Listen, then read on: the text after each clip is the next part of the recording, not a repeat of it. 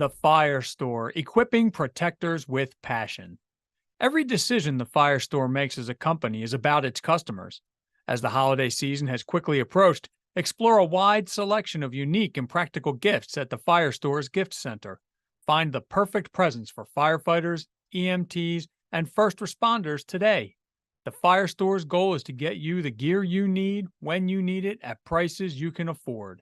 Visit thefirestore.com for everything but the truck and shop its family of brands including Streamlight, MSA, Lion, Fleer, and more. Welcome to 5 After Midnight. It's a new show where we talk about the things the way you would around a sleep-deprived kitchen table. When you've run 5 or more calls after midnight, your brain feels half gone, and you and your crew have absolutely no filter. Just pure honesty. The goal of this series is to kick around the small things that really aren't so small and have a big impact in the way our firehouses function. My name is Stephanie. I'm genuinely not an expert at anything. I'm just here to ask the sometimes awkward questions. Enjoy. Come too far, don't let this slip away. Fade out like they said we would. Today, you'll recognize her voice because the guest is a person who's become a good friend of the show and who, on a very short notice, agreed to meet with me and talk about an article that she recently published. I'm just going to read you an excerpt from the article because I think it hit so hard for each one of us. And that's exactly what we do with the painful reality of suicides. It becomes a natural form of death for us. We eventually place it on the same shelf as passing away from a heart attack or a stroke. It's a simple way to take the heartbreak out of it. We normalize it, and we accidentally become one step more comfortable with it. Chances are we've all lost someone in our department to it. Today, to talk about mental health and firefighter suicide on this September, the Suicide Awareness Month, the wonderful Stephanie White. Stephanie, thank you for joining. Thanks for having me. I liked your intro. It was the same as last time I came on the show. No, it wasn't.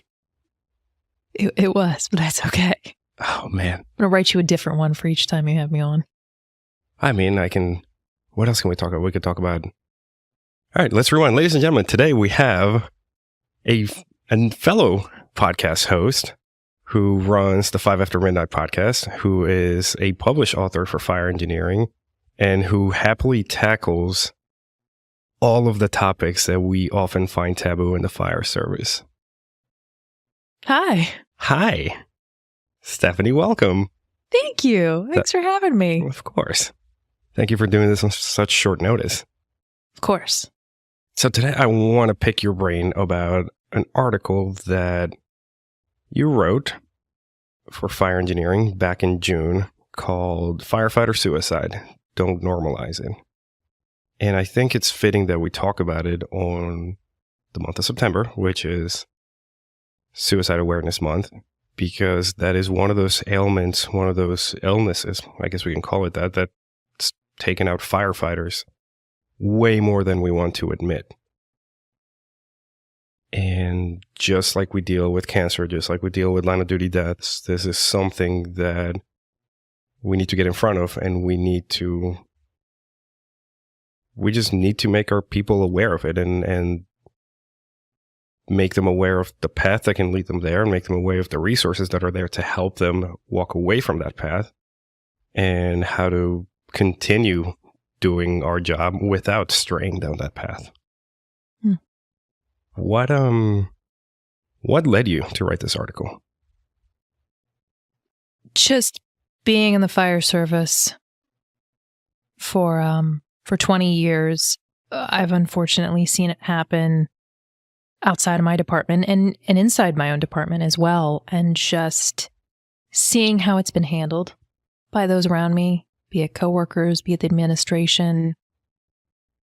And the article you're talking about in particular actually talks about, we'll get into it more, but the premise of it is that we're around suicide so much that we just become numb to it. So it becomes another death option for us. We lose the shock to it that a civilian would have, that anybody, other people in this world don't see that aftermath of suicide unless they have had a family commit suicide and they've been right there for it.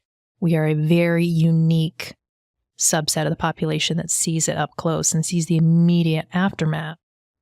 And we become comfortable with this horrific way of dying and the chaos of the scene. And I had never heard that talked about before.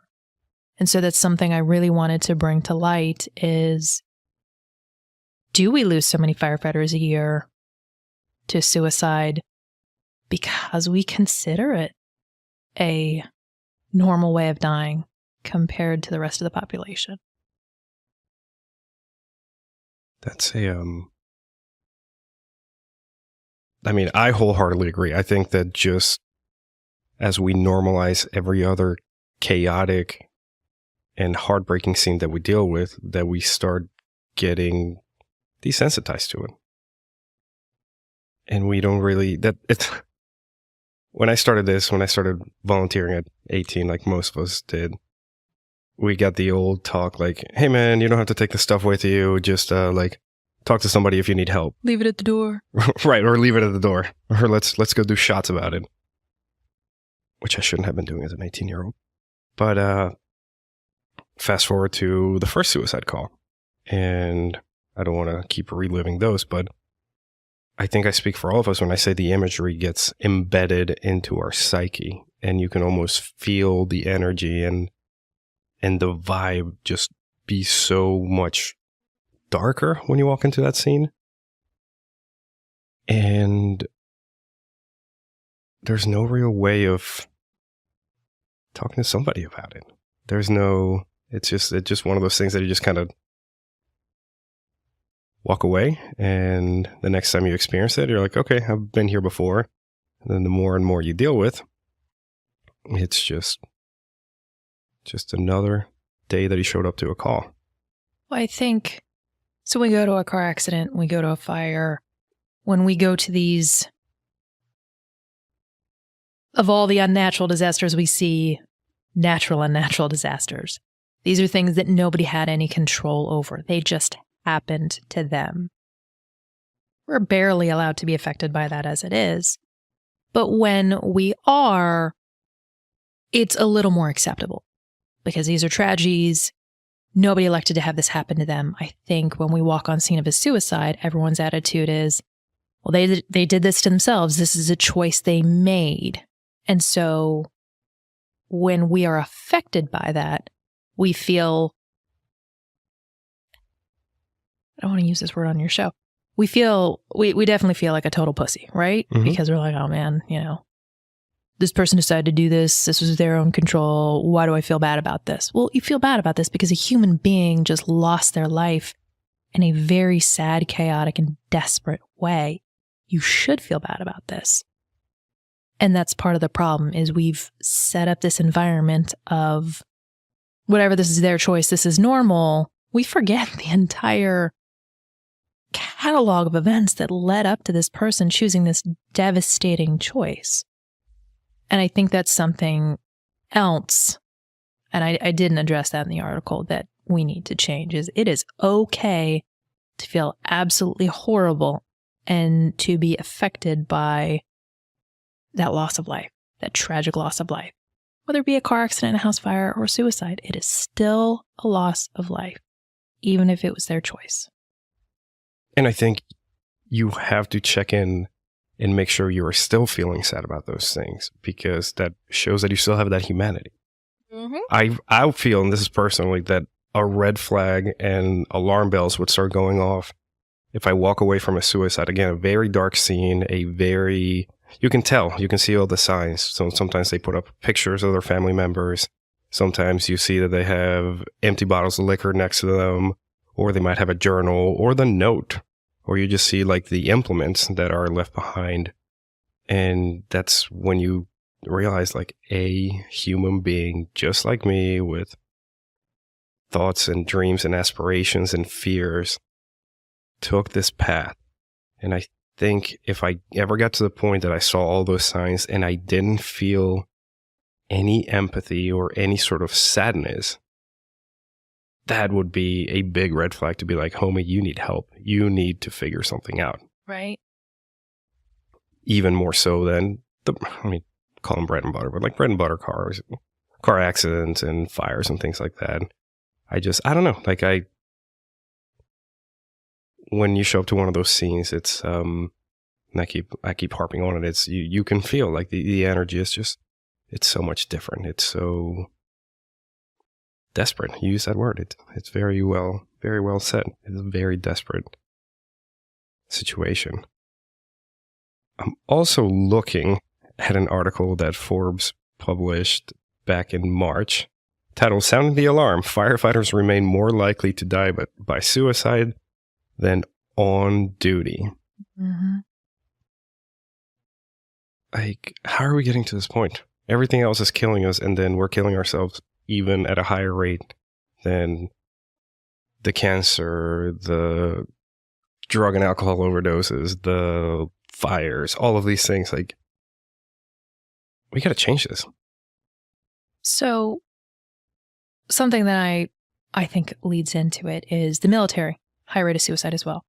So military, police, firefighters, we are the ones who see the chaos, and it's our job to mitigate the chaos.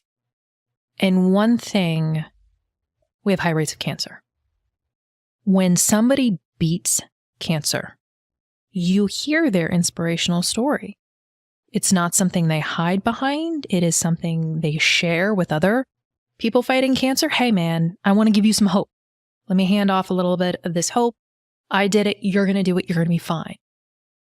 When we silently battle suicide, you don't see as many people doing it. You see some absolutely brave individuals stepping out there and talking about it, and it makes us all squeamish and uncomfortable. And because people see us being all squeamish and uncomfortable, the rest of the suicide survivors don't speak out. So just the same as having that cancer battle, people who are battling suicide aren't seeing that hope story.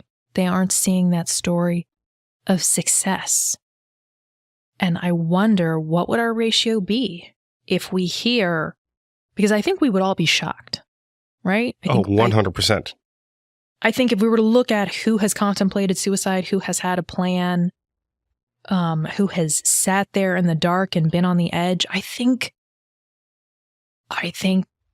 we would be in such shock to see how it hits everybody and how almost normal in our world those thoughts are, and how many people have been through that battle. We don't talk about it because there is such a stigma, such a fear of being labeled.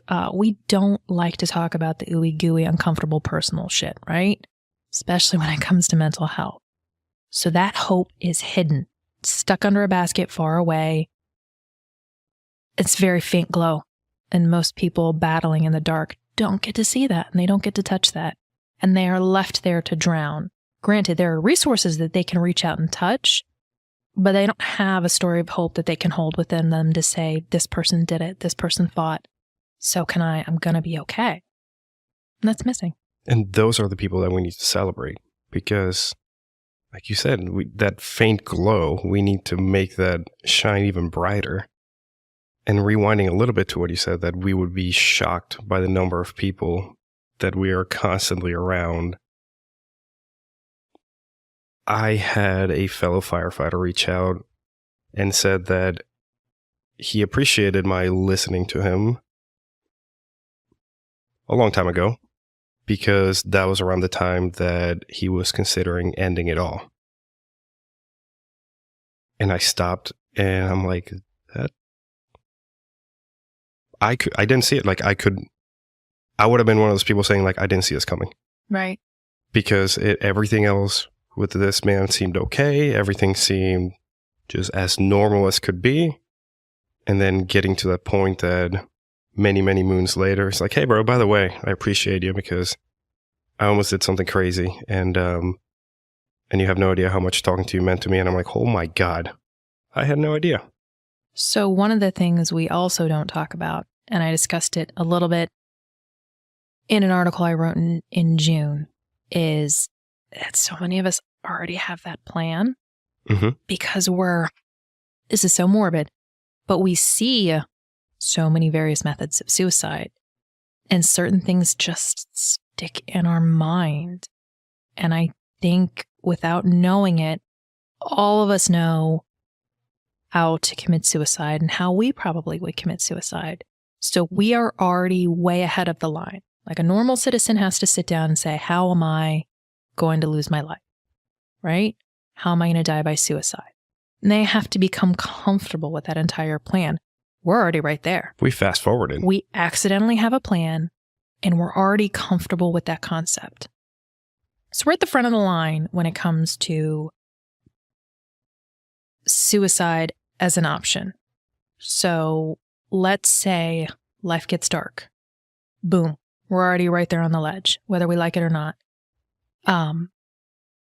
Suicide is very time sensitive. And I just wrote another article. It's getting published later in the month on this part of the equation. It's time sensitive. So when you get in that rut, think of any emotion. Think of joy, think of pain, think of fear, depression, whatever. It does not last. Especially that dark spell, that sudden intense dark spell, sudden intense joy. Intensities, they don't last. Good or bad. So when we're in that moment of contemplating suicide, there's a time frame for it. It is going to dissipate. That is another thing we don't talk about, is these feelings of desperation, they're going to go away. They're going to come back, potentially. We got to fix the underlying problem, right? But you have a time period where if appropriate actions are done, you are going to make it. There is hope. And the article really focuses on having what's called a suicide safety plan. Again, something you don't hear much about outside of the mental health world. And I mentioned in that article, I think every officer should know how to do this.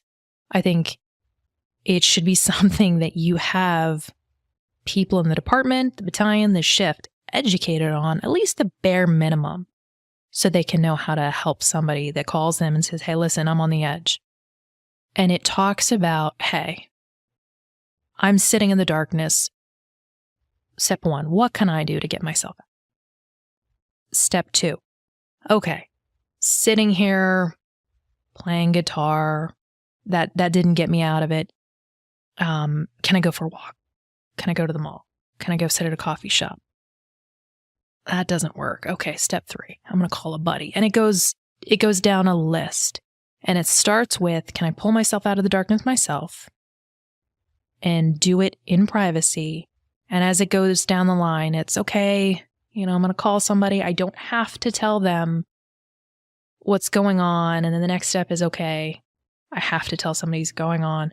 And then it goes down to, listen, I have to contact a mental health professional. Like, we're in emergency mode. And it talks about making sure, do you have a plan? Okay, we're removing everything in the house that has that plan. It really is just this detailed emergency plan. But I think the coolest thing about it is it advertises self-saving and hope. I was going to say, it's a very progressive plan. Right? Because as firefighters, we love to fix things. When do we you see people losing it on calls when they can't fix something, right? We can't bust through that door. You can't get that ET tube, whatever it is. We're getting frustrated when we can't fix things and things keep sliding downhill. And if you give someone the tool to save themselves and then the permission, if you cannot save yourself, reach the F out. It is okay. And you put those phone numbers in front of them. You put that detailed plan in front of them. You hand them this emergency list that they put on their fridge or in their nightstand drawer, wherever it is accessible. And it is a whole step-by-step. Here's what you're going to do when the darkness hits. And why are we not talking about that more? If suicide is going to be so prevalent in our chosen profession, why are we not saying, okay, here's how to handle this. Here's what to do if you go through this period in your life. I feel that a lot of it is, I want to call it personal stigma, meaning how much do I think I will be judged for it? And I will tell you, I'm probably wrong. I hope I'm wrong, but I feel that if I ever come out and say something publicly that I considered it or had a plan or anything along those lines, I guarantee you, and I hope I'm wrong, but I guarantee you somehow I'm going to find myself up with day work. They're going to pull me off the floor. HR is going to be involved, one of those things. And I feel that we see our overlords is not the good word, but our organizations, that we feel that they would have a reaction that is almost... That you would be penalized for saying, Exactly. I'm on the edge. There's another person that I know who was struggling and, like showing up to work and not giving 100% when he was showing up to work type thing. Lots of swaps, lots of sick calls and everything. Turns out the battalion chief was going to move him to a different firehouse. Different battalion, different shift, different altogether. And it was infuriating realizing that what might have been this man's only support system Was about to be taken away. This is, and we'll get to calls to action later on, but Instead of, do you happen to know if the battalion chief sat down and said, "Excuse me, Billy Bob, what are you going through anything?" right. Did that happen? That's what I would love to know. I think the officer went to bat and said, listen, that is probably the worst thing that we can do to this person right now, because it's just going to remove that one piece of stability from his life, and we can't have that. And you posted something recently about the humor in the firehouse and about just joking and pranking each other and having fun. And while we sometimes can get carried away, we both agree that it is so important to have that extra connection to know, hey, when I'm picking on this guy like I normally do and he's not reacting, what's up? What's going on in his life? Hey, when the medic who normally gives me a hard time for everything that I do, jokingly, doesn't say anything about the stupid things that come out of my mouth, why is she not saying this? It's so key what we do at a firehouse that we don't think is important for mental health, to take care of one another. Well, one thing that is culturally accepted is humor in the firehouse, right? So let's say calls are affecting me, home life is crap, I don't want to go see a therapist because of the stigma. I am allowed to laugh. There is no stigma against me laughing in the firehouse. And the problem is, and I teach a class on this, and it's that I have to teach a class on this because this should be basic firehouse intuition. We've become a culture, at least in the geographical area where I am and around me, where people have become afraid to laugh. Because what happened was we went way too far over the line. Whoopsies. As a culture with some stuff, and we somehow coupled harassment with humor. And so humor took the hit instead of separating the two. And humor was then outlawed, and people became afraid of jokes and laughing instead of sitting down and getting to know the people around me. There are going to be some jokes that I don't deem to be offensive that might offend somebody else. And I can sit here and say, oh, they don't belong in a firehouse. Or I can make the choice of, all right, Billy Bob is offended by anything about green peppers. I'm just not going to talk about green peppers in front of him. Mm-hmm. There are times when Billy Bob will be on a call and I'll be in the kitchen. I can make the green pepper joke. But why? Listen, if it bothers him, whatever. Not going to make it when he's right. No harm, no foul. I'm pretty funny. I can make a host of other jokes. Go ahead, take that one category off the table. I got plenty more to come at you with. And we don't do that. We don't say, no, humor is necessary, because humor that might be what's de-escalating that one person on the edge. He's coming into the firehouse, sitting down at the kitchen table with a cup of coffee and laughing with their crew. Now, if we have a silent firehouse, we just took away the one therapy method in that person's life, that one thing that's filling them back up so they can handle the stress of home life and calls during that struggling portion in their life. It is so important. Until we normalize going to a brain doctor as often as you go to a dentist or any other kind of physician, I mean, humor is our frontline drug, our frontline medicine. Do not take that away because of some sort of political correctness, because that's when we see mental health just go in the shitter. Pardon my French. I like how you censor some words, but not others. This is fun. We've all worked in firehouses where, for one reason or another, be it the officer, be it the senior firefighter, not even certain humor, just humor is not allowed. Like I've worked at places where that one person comes in and you're like, well, Billy Bob is in a mood today, so we can't joke. Or if we joke, we can Poor Billy Bob, by the way, whoever and wherever he is. Which is funny because I used to volunteer with a guy whose nickname was Billy Bob, so I think of him every time. But those places where a single personality can drag down the entire shift. Mm-hmm. And I'm asking that we all... I would have just said it on air if I knew you were going to stop talking. Restart. Well, no, I can do it later. God, you lock up. I can't do all of these things at once. You need better ADHD.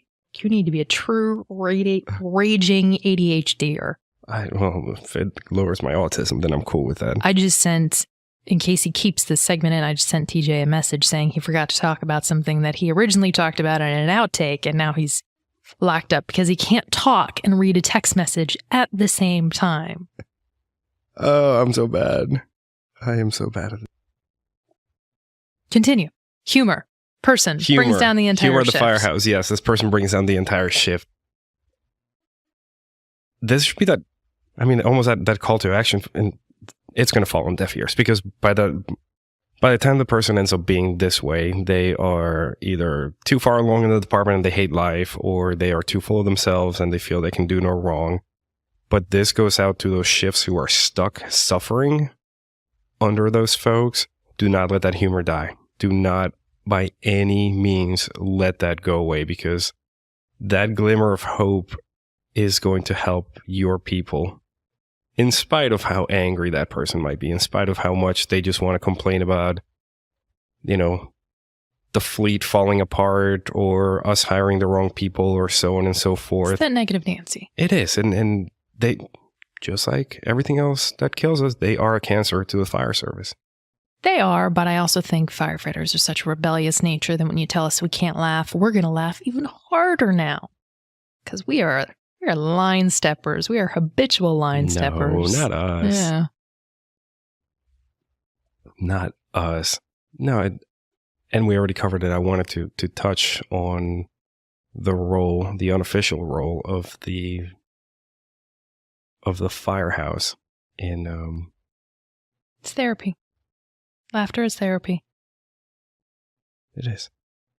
It is. There's that clip from Bob Gallione from, I think it's Rescue 2? You mean the one I just used in my video? The one you just used? Yeah. I mean, it's... Don't act like you don't know exactly what you're talking about, because I just used it on my social media. I always forget if it's Rescue 1 or Rescue 2, but we've all watched... It's Rescue 2. It's Rescue 2, because from the documentary Still Riding, which is amazing. If you can find it out, I think I bought a copy on eBay. Super bootleg, but amazing. But it talks about the Rescue 2 firefighters, and it's a very iconic clip where he's like, I could be having the worst day of my life, and I show up to the firehouse kitchen, and the ball busting begins, and suddenly everything is okay. Oh, and another thing, talking about humor, because we also encountered those folks who can give it but not take it. Mm-hmm. Once you throw yourself into that fray, hang on tight. Right. It's a free-for-all. It doesn't matter if you're a battalion chief or a probie. Like, You start it, you better be able to continue for the entire ride. and do not. Some of the best ones, some of the best zingers have been probies that come up with that one-liner that knocks down the 20-year guy, and you're like, okay, that was amazing. That was incredible. No, it's the 3-pointer from across the court, because it's like, oh, this is the first time we're seeing this. This is amazing. Watching the little baby grow up and make their first joke kind of thing. So we are our own first line of defense when we have to keep being that way. We're all that we have at the end of the day. Nobody else can relate to the calls that we go on. Nobody else can deal with the stuff that we do. Nobody else is going to understand. Look, I've been around what I call normies, and trying to go to a social event surrounded by people who work in offices or in schools, and they're like, oh, little Johnny did this at school, or like, Karen at accounting said a funny joke, and you're thinking, I'm like, I almost got hit by 3 cars on that wreck that we had last night, and then we had a cardiac arrest, and then we made some funny jokes at the kitchen table before running a fire. Like, it is impossible to relate to these normies, which is fine, because we still have each other. We have to keep fostering those relationships and those abilities to communicate with each other and take care of one another. The next class I develop will be how to talk to normal people. You have to call it normies, though. Normies. How to talk to normies. How to survive an event at your children's school with non-firefighters. Now, is this the point where I read the quote again? Go for it. We got way off topic. ADHDers Anonymous. Yeah, we got to bring Stack along. He's the president of that club. He just doesn't know it yet. He forgot about it and opened up a couple more projects. Because it was out of sight, out of mind. Yeah, no doubt. So this is from your article that you published in Fire Engineering in June of 2023, titled Firefighter Suicide, Don't Normalize It. And it is such a jarring paragraph. And that's exactly what we do with the painful reality of suicides. It becomes a natural form of death for us. We eventually place it on the same shelf as passing away from a heart attack or a stroke. It's a simple way to take the heartbreak out of it. We normalize it, and we accidentally become one step more comfortable with it. Chances are we've all lost someone in our department to it. That's a poignant way to close this out. And if there's one thing that you would tell our listeners as we move along in September, Suicide Awareness Month, what would it be? Suicide Prevention Awareness Month. I feel like that prevention word is important. Fair enough. I apologize. Suicide Prevention Awareness Month. What I would tell your listeners is, A, there's hope. I mean, it's a battle that I swear to God, I wish I had the numbers of people who have sat on that ledge and either been pulled back by others or managed to pull themselves back. That doesn't get talked about. That light that is hiding under that basket is bright, and it is there, and it exists, and it's not a hopeless situation, no matter how much people feel like that. For people that aren't on that ledge, be kind. I mean, look around you and just be aware of each other's baselines, and be aware that, you know what, if somebody seems like they need somebody to talk to, F it. Even if they're annoying, be that person. Talk to that person. Let them call you. Let them blow up your phone. Obviously, if you finally get the hint that they're just a chatterbox, you can handle that later. But initially, make sure that somebody, if they're reaching out, make sure that they're not in crisis and in danger. And if they are, help them. Know how to make a suicide safety plan. It's something I believe in. I wrote another article. It'll be coming out in 2 weeks, and I listed resources in there. But the IFF has a really good online course that you can just sign up and take for free online, and it walks you through how to create one of those and how to help somebody out with that.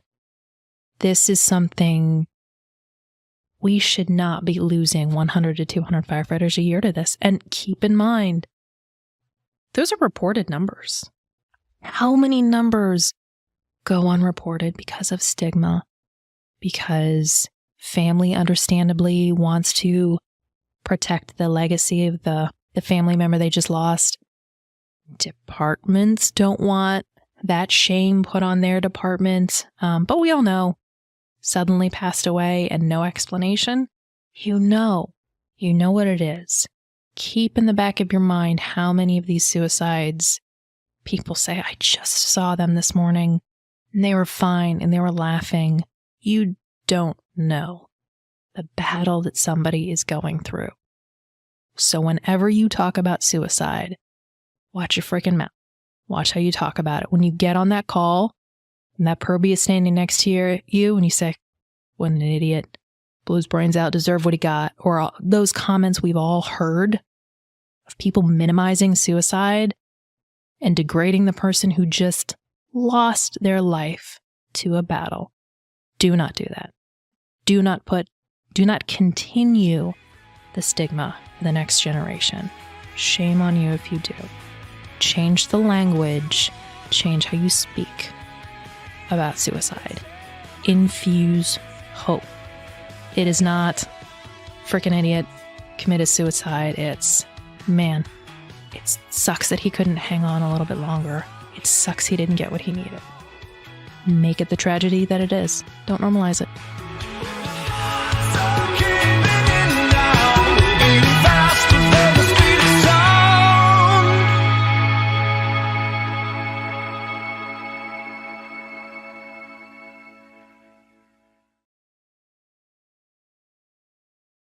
The Fire Store, equipping protectors with passion. Every decision the Fire Store makes as a company is about its customers. As the holiday season has quickly approached, explore a wide selection of unique and practical gifts at the Fire Store's Gift Center. Find the perfect presents for firefighters, EMTs, and first responders today.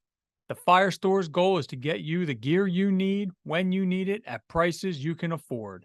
Visit thefirestore.com for everything but the truck and shop its family of brands including Streamlight, MSA, Lion,